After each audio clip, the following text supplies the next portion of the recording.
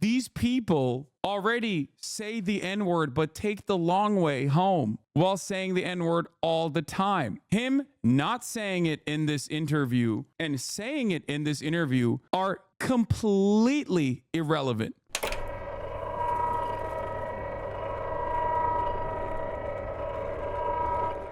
And yes, I know that the editor-in-chief of National Review said the N-word. Calm down. I know. I am aware, okay? Finally, he said something to the effect of, look, if we have to create stories in order to bring attention to what's happening, the media, he admits they made it up, right? As opposed to, and if you listen to the full clip, he says, by drawing attention to what's happening on the ground, it's just, as this like line goes online, you don't hate the media enough. Go ahead. You remember Alternative Facts with Kellyanne? They did the same thing. She wasn't saying you make up fictions and pretend they're facts. You bring other facts to bear in the debate that are being ignored. And that's what he was saying. And I think it was in that interview where Dana Bash says, the police have gone through 11 months of recordings of calls, and they've only found 2 Springfield residents calling to complain about Haitian migrants taking geese.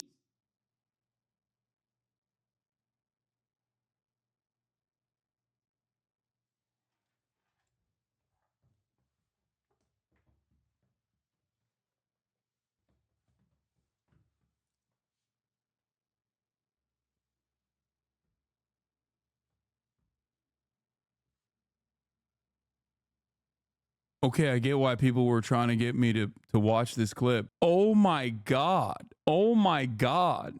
That was, bro, run it back. Okay, guys, that was insane. Okay. No, he says the N-word. I think he says the N-word. No, he says it. Oh no. Oh hell nah. He says it. Normally in a situation like this, maybe he meant immigrants. No, he says it. And he said it like that was a rapid action moment. Like he failed the QTE. You know what I mean? He just fucking went boop. That shit. He just let it rip, dude. Slow it down to 0.5 here. Recordings of calls, and they've only found 2 Springfield residents calling to complain about Haitian migrant. I know what chatters are saying, that he misspoke. Nah, he said it. He fucking dropped that shit in there, dude. I have never in 32 years misspoke and said a slur. No, if you are a public speaker and you speak a lot, there absolutely will be moments where you say something that kind of sounds like a slur. For sure. It was such a common thing that like LSF literally actually banned it. That's how common it is, especially if you're talking for like 8 hours a day. It's also common to say the other thing openly with your full chest when you're a gamer with a hard R. But what ended up happening in this situation, and the most charitable I can be, is that it absolutely is a thing that he says. It's absolutely a thing that he thinks. This is the National Review editor-in-chief. I mean, he writes it out without saying the actual word on a regular basis. This is a right-wing publication that, if we were to look at, like, here, let's look at National Review Haitian. The National Review is basically saying the N-word, but taking the long way to say it on a daily fucking basis. Most right-wing publications already do this. National Review is one of the worst. I love that this is Rich fucking Lowry. This dude used to be a favorite on NPR as a sane Republican. Yeah. The way he let that rip, okay, why are people in the chat so quick to defer this racist, but Haitians and black people like myself are still getting villainized? It's called being white. Is whiteness. That's simply what it is. Okay? I'm telling you right now, he let that shit rip because it's something that he uses. It's something that he has used in the past, that it is in his like normal setting. In this circumstance, he was trying to say immigrant potentially, and it just swapped out for the other thing. It's muscle memory. He had that shit locked in the chamber. People have issues with this, obviously, as a public speaker, myself, and as someone who's like live and speaking for hours at a time. There are certainly going to be moments that you can clip out of context to make it seem as though someone is is saying something that they're not actually saying, something that they don't actually say. This is like there's a long storied past of this. Okay. This, I think, weighs on the other side. Your tripping dog is finally too charitable. No, this is on the other side of it. This is like a guy who dropped it. A guy who fucking dropped it. That's all I'm saying. He dropped that shit. He did. Let's see how Megyn Kelly responds. Migrants taking geese from ponds. Only 2 calls. And I think one lesson of this whole story, people don't care about geese. People really hate geese. You know, they all things considered, I think people would prefer Haitian migrants to come and take the geese off the golf course, right? So it's pets, it's the cats and dogs that's become the... That's cool. I like that. I like that for Megyn Kelly. It's like, it's a breeze. She just breezed past that. It's not even a problem. Like, she just went, haha, yeah, okay. Just another Monday, you know? A lot of you wouldn't survive a COD lobby type beat, you know? That's what's going on here. Man. And by the way, just so you understand something here, these people already say the N-word, but take the long way home while saying the N-word all the time. Him not saying it in this interview and saying it in this interview are completely irrelevant. But for liberals, you just hyper focus on the optics in that moment and you're like, oh, I can't believe he said it. It's like, dude, he could never say it for the rest of his life and write all the articles he writes about, like how, you know, black crime needs to be dealt with through violent means, like, or anti-white racism is happening, or BLM is a group of like uppity, that's a word that they use, people that are entitled and hate white people and want to kill white people. Like, there are so many different ways, because it's funny, I was talking to FD Signifier this morning for a lot longer than we were supposed to stream for, which is part of the reason why I was late. So big part of the conversation was around, you know, black issues, black culture, white culture in general, and how like white people perceive race or what white privilege is. And it's really funny that for like a lot of white people, especially, like the example I always love using is Ronald Reagan. Ronald Reagan had phone conversations with Richard Nixon. Okay, these phone conversations were unearthed recently, like a couple of years ago, and people were shocked.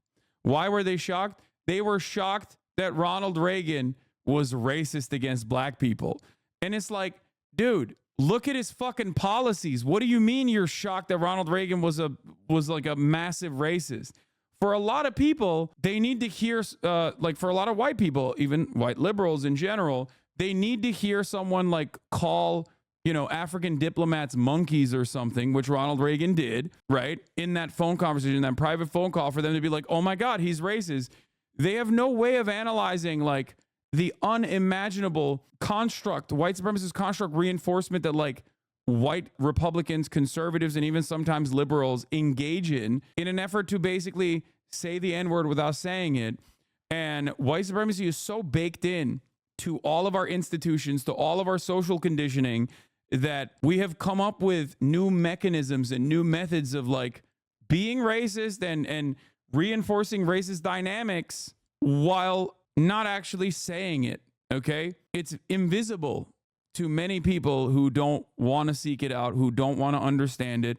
And I don't even fault them for not understanding it, because like it is designed to be invisible. It is designed to be quote unquote common sense. That's it.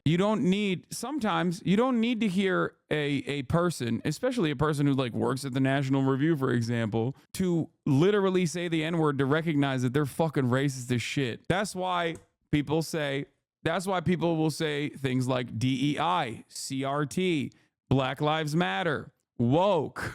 These are substitutes for the same terminology, or thug. These are substitutes for the same term, specifically just being adopted to reinforce the exact same cultural attitudes and stereotyping. That's it. That's simply it.